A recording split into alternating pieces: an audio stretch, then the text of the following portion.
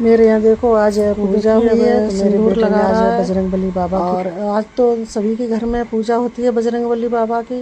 ये भादों की लास्ट को 14 पड़ती है, उसमें बजरंगबली का बड़ा दिन होता है, तो उसी में ये पूजा की जाती है। और ये देखो चांदी का बर्क है, वो भी लगा रहा है। ये बजरंगबली बाबा को जिसको चोला कहते हैं, ये चोला पहना रहा है।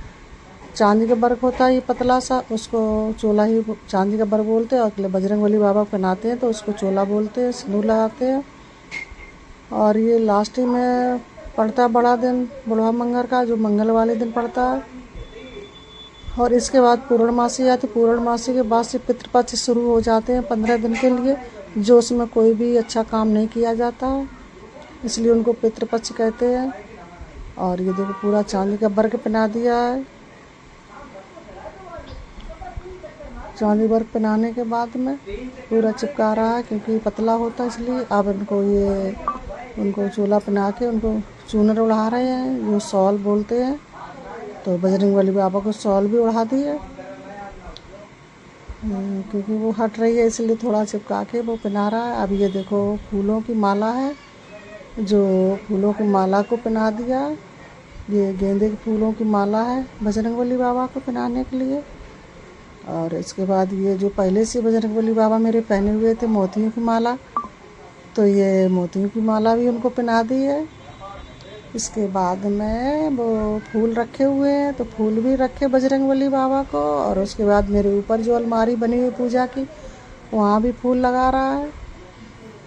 तो उसके फूल लगाने के बाद में जो पान रखे हैं, 2 पान हैं, उन पे बतासे हैं, कपूर है, लौंग है। और उसको अब लौंग कपूर रखने के बाद में बजरंगबली बाबा को भोग देंगे,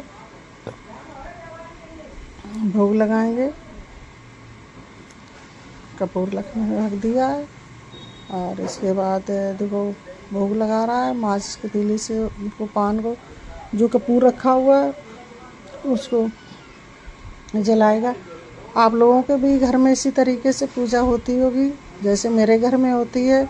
तो प्लीज़ आप सभी लोग कमेंट करके बताएं कि मेरे यहाँ पूजा हो रही है, आपके यहाँ किस तरह से पूजा होती है। कोई कमी हो तो आप लोग बताना।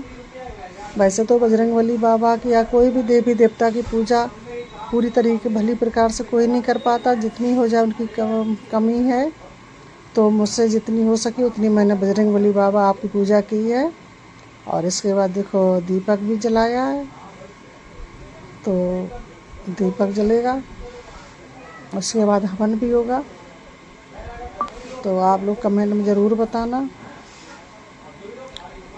आज मौसम भी यहाँ थोड़ा बादल है, तो लेकिन बारिश नहीं हो रही है, बादल हैं। अब ये बेटा देखो हवन कर रहा है, और उसमें 5 आहुति दे रहा। जितने लोग हम लोग बैठे हैं सभी लोग 5-5 आहुति देंगे।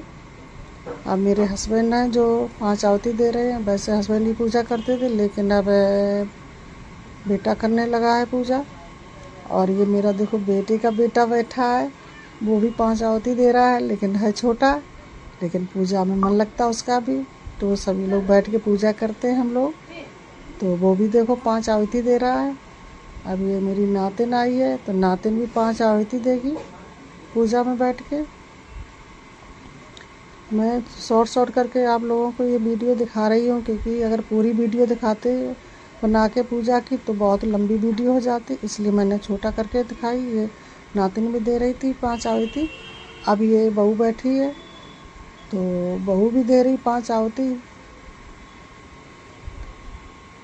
5 आहुति बहू भी देगी, क्योंकि जगह थोड़ी छोटी है कमरा, तो इसलिए सभी लोग साथ में बैठ के पूजा नहीं कर पा रहे थे, इसलिए तो अलग अलग हट के पूजा की है। अब मैं बैठ गई हूँ, तो मैं भी अभी दे रही हूँ 5 आहुति। इसलिए थोड़ा अलग अलग बाद में बैठे हैं, और बाद में बैठ के बजरंगबली की पूजा कर रहे हैं। लेकिन पूजा सभी लोगों ने की। इसी तरीके से सभी लोग अपने घर में सभी लोग बैठ के ही पूजा करें। ये नहीं कि कोई पूजा कर रहा कोई इधर उधर घूम रहा, ऐसा नहीं करना चाहिए।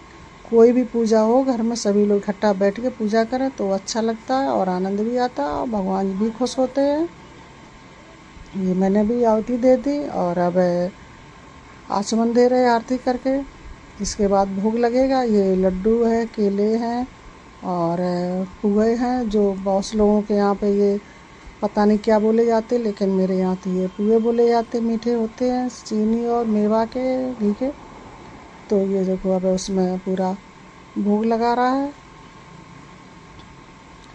बजरंगबली बाबा का भोग लगाएगा, हवन किया उसमें भी उनको प्रसाद देगा और अब आचमन भी कर रहा है। इसके बाद में आरती भी होगी, चालीसा भी होगा। आप लोगों का अगर मेरी वीडियो पसंद आई हो, पूजा करने की विधि अच्छी लगी हो तो कमेंट करके ज़रूर बताना और इसी तरीके से मैं आगे वीडियो बनाती रहूँगी। अभी मेरा बेटा देखो चालीसा कर रहा है, चालीसे के बाद आरती करेगा।